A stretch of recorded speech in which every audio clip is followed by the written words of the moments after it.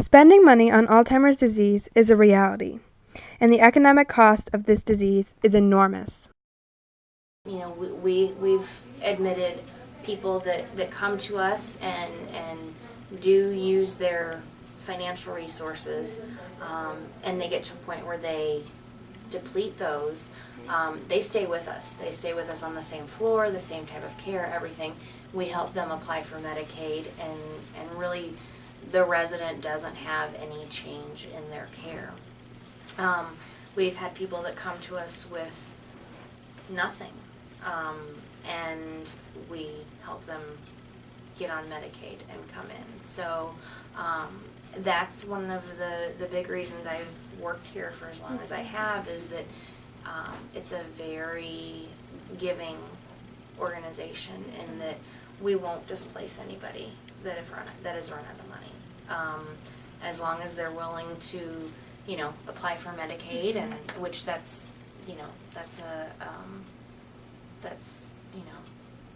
one of those good things that we still have as a state. For a person with Alzheimer's, the annual Medicare costs triple. 42% of people who live in a nursing home pay out of pocket for their expenses. It's not cheap. Long-term care is not cheap. Long-term care insurance is very good.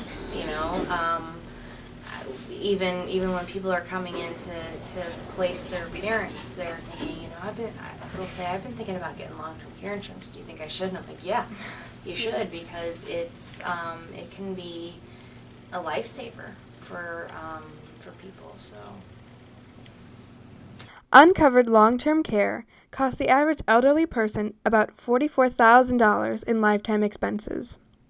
The government spends 3 times as much Medicare money on people with Alzheimer's and other dementias than it does on the average Medicare recipient. This means that Medicare spending on Alzheimer's disease and other dementias could jump to $189 billion by the year 2015 if no cure is found. Finding a cure takes research money and widespread participation in clinical studies. Denise Head of Washington University conducts research studies to give the scientific community an insight into the aging brain and Alzheimer's disease. Her studies are funded by the government. The major source of research funding in the United States is through the National Institutes of Health, through our taxpayer-funded research. And within that, there's the National Institutes of Aging. And so they recognize that Alzheimer's disease is going to increase in prevalence over the upcoming years, because there's this kind of aging baby boom. So these older baby boomers are aging, and you're going to have this boom of older adults, which means you're going to have a boom in Alzheimer's disease. And so there's this need to better understand the disease, its causes, the risk factors, and start thinking about interventions and treatments, because it has such a huge effect. And so part of that, they developed these Alzheimer's disease research centers that they funded at different sites. And so Washington University School of Medicine has an Alzheimer's disease research center. And the government works primarily through the Department of Health and Human Services to fund research grants. The government also pays for Medicare and Medicaid, for which Alzheimer's patients may apply.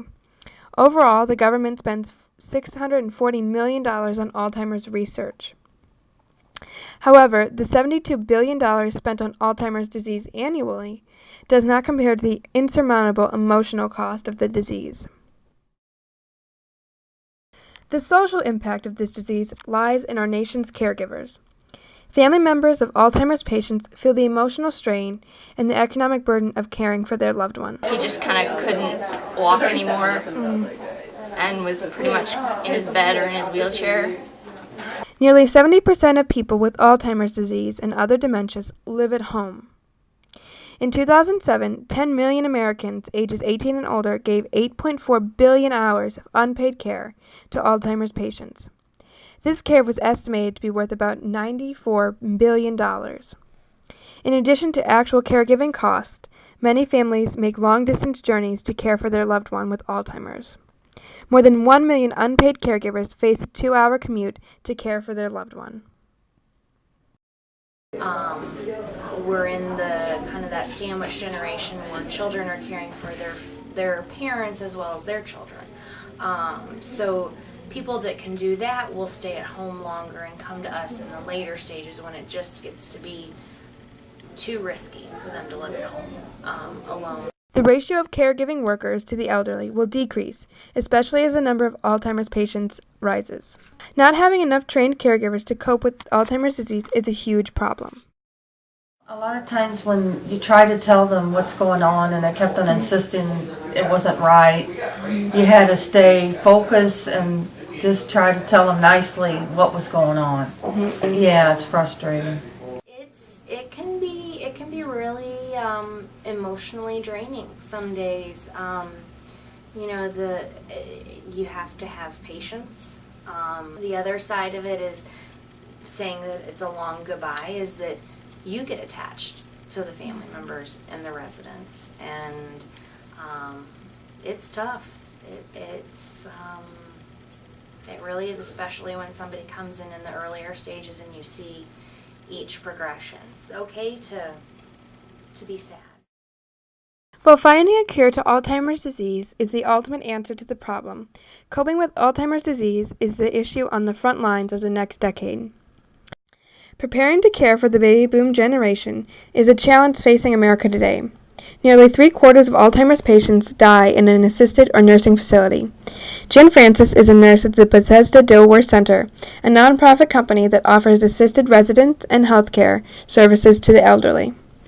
In addition to an increase in admittance, many nursing facilities like Bethesda also expect to modify their services to accommodate this next generation. Baby boomers, they're not going to want to share a room with somebody else. I know I would be like, look, I don't want a semi-private room. Also the amenities that we have. Like, people are going to be so used to fiddling around on a computer for longer in their life. The residents that are here now really never dealt with that, but that's going to be something that, you have to think of. In 2009, 46% of the baby boom generation reported actively maintaining a profile on the social web. But it's not just redesigning nursing facilities to accommodate the next elderly generation. It's also about revolutionizing the role of community.